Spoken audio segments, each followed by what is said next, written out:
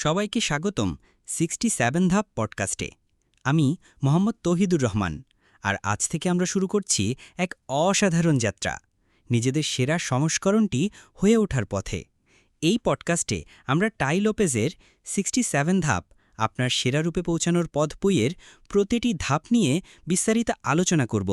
আজকে আমাদের প্রথম পর্ব, আর আমরা শুরু করব সবথেকে শক্তিশালী ধাপটা দিয়ে, তা হলো কৃতজ্ঞতা অনুশীলন। আচ্ছা, বলুন তো, আপনার দিনটা কেমন শুরু হয়? ঘুম ভাঙার পর কি প্রথমেই দুশ্চিন্তা বা হতাশায় ডুবে যান? সকাল সকালই কি অফিসের চাপ, বিলের কথা, নাকি অন্য কোনো সমস্যা আপনার মনে ভিড় করে আসে? আমাদের বেশিরভাগেরই দিনটা শুরু হয় কোনো না কোনো নেতিবাচক চিন্তা দিয়ে, আর এর প্রভাব পড়ে পুরো দিনের উপর। আমাদের মেজাজ, কাজ করার আগ্রহ, এমনকি আমাদের উৎপাদনশীলতাও কমে যায়। কিন্তু কি হবে যদি আমি বলি, আপনার দিন শুরু করার একটি দারুণ উপায় আছে, যা আপনার মনকে শান্ত করবে এবং আপনাকে ইতিবাচক শক্তি দেবে? টাই লোপেজ তার 67 ধাপ বইয়ের প্রথম ধাপেই জোর দিয়েছেন কৃতজ্ঞতা অনুশীলনের উপর। শুনতে খুব সহজ লাগছে, তাই না? কিন্তু এর ক্ষমতা অসীম।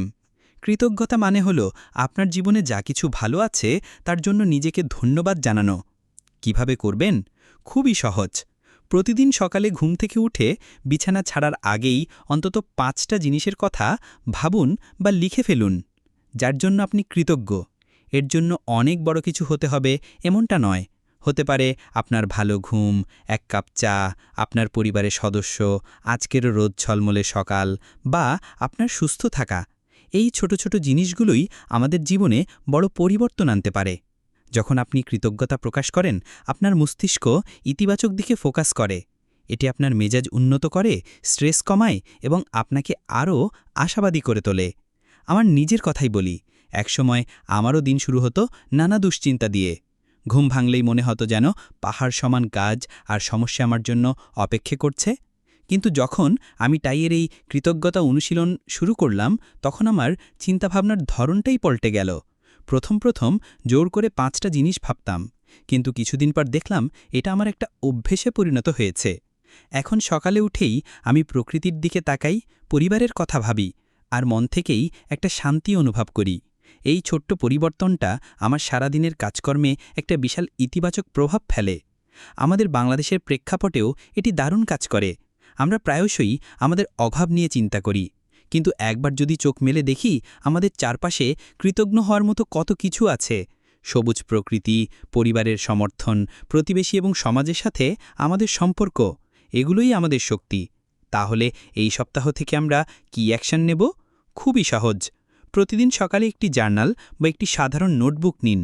বিছানা ছাড়ার আগে বা দিনের প্রথম কাজ হিসেবে অন্তত 5টি জিনিসের জন্য কৃতজ্ঞতা লিখুন বা মনে মনে বলুন। সপ্তাহ শেষে আপনার মেজাজ এবং উৎপাদনশীলতার কী পরিবর্তন হয়েছে তা পর্যবেক্ষণ করুন। বিশ্বাস করুন, এই ছোট্ট অভ্যেসটি আপনার মানসিকতায় বিশাল ইতিবাচক পরিবর্তন আনবে। এটি আপনার 67 ধাপ যাত্রার প্রথম এবং সবচেয়ে গুরুত্বপূর্ণ পদক্ষেপ। আজকের পর্ব এখানেই শেষ করছি। আশা করি আপনারা কৃতজ্ঞতার শক্তি উপলব্ধি করতে পেরেছেন। এই অভ্যাসটি শুরু করুন এবং আপনার জীবন কিভাবে ইতিবাচক দিকে মোড় নেয় তা নিজেই দেখুন। আমাদের এই পডকাস্টটি শোনার জন্য আপনাকে অসংখ্য ধন্যবাদ। পডকাস্টের নতুন পর্বের আপডেট পেতে সাবস্ক্রাইব করুন। আর 67 ধাপ আপনার সেরা রূপে পৌঁছানোর পথ বইটি সংগ্রহ করতে পারেন। বইয়ের লিঙ্ক আপনারা পডকাস্টের বর্ণনায় পেয়ে যাবেন। দেখা হচ্ছে পরবর্তী পর্বে। সুস্থ থাকুন, ভালো থাকুন এবং আপনার সেরা সংস্করণটি হয়ে ওঠার পথে এগিয়ে চলুন।